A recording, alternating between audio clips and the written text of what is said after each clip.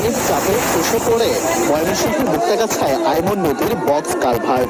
এতে উপজেলা সদরের সঙ্গে যোগাযোগ বিচ্ছিন্ন হয়ে গেছে দুই ইউনিয়নের বাসিন্দাদের।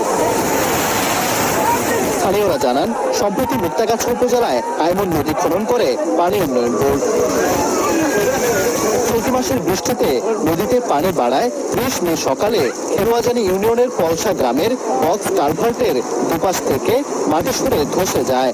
পানির স্রোতের কারণে এখানে পানি যে খারাপ হয়ে পড়ছে, পড়ার কারণে নিচের মাটি সরে যাওয়ার কারণে বিচুল্লা করছে।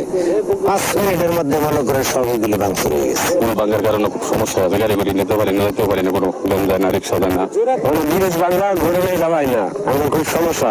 কালভার্ট ভেঙে যাওয়ায় চরম বিপাকে পড়েছেন দুপাড়ের বাসিন্দারা। উপজেলা সদরে যেতে বিকল্প সড়কে অনেক দূর ঘুরতে হচ্ছে।